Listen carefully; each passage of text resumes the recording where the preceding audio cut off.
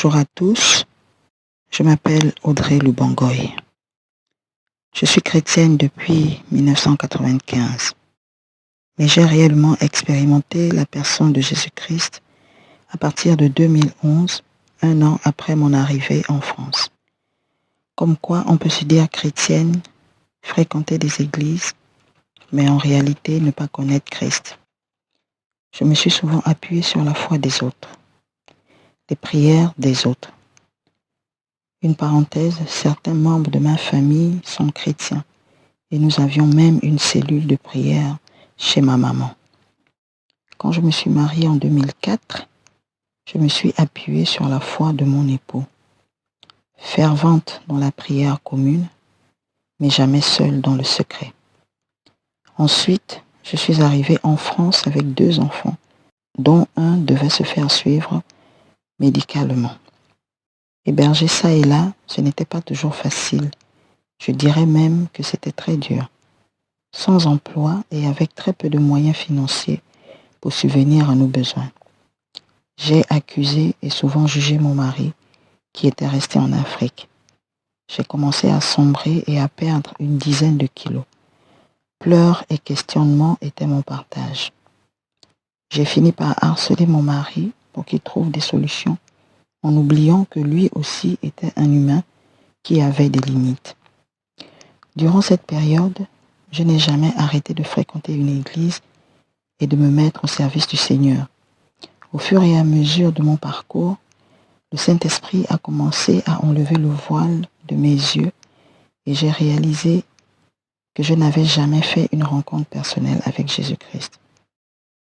Je l'aimais, il n'y a aucun doute, mais je ne le connaissais pas. À ce moment précis, je me suis sentie tellement misérable. Ce que j'ai été dans ma prétendue chrétienté a défilé devant moi. Le sentiment vécu est inexplicable, mais il est très douloureux. Alors je me suis repentie sincèrement et j'ai fait la véritable rencontre. Ce jour-là, je me suis convertie. J'ai appris à m'adresser directement à Dieu dans mes prières personnelles, à m'appuyer sur Christ et à placer ma foi en lui et non sur celle des autres. J'ai compris que la solution à mon problème viendrait de Jésus-Christ et non de mon mari ou de quelqu'un d'autre.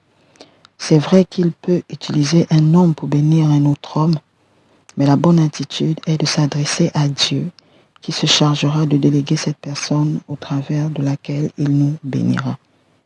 Philippiens chapitre 4 verset 6 déclare: Ne vous mettez en souci pour rien, mais en toute chose, exposez vos besoins à Dieu. Adressez-lui vos prières et vos requêtes en lui disant aussi votre reconnaissance. Alors la paix de Dieu qui surpasse tout ce qu'on peut concevoir gardera votre cœur et votre pensée sous la protection de Jésus-Christ. Aujourd'hui, ma vie est un tableau coloré de bonheur. Ma famille est à nouveau réunie. Je ne mendie plus mon pain et mon époux et moi servons le Seigneur avec beaucoup de reconnaissance, car nous savons d'où il nous a tirés. Je sais que ma conversion et ma foi véritable en Christ m'ont positionné sur le couloir de ma destinée glorieuse et que les projets de Dieu pour nous sont pleins d'espérance. Soyez bénis.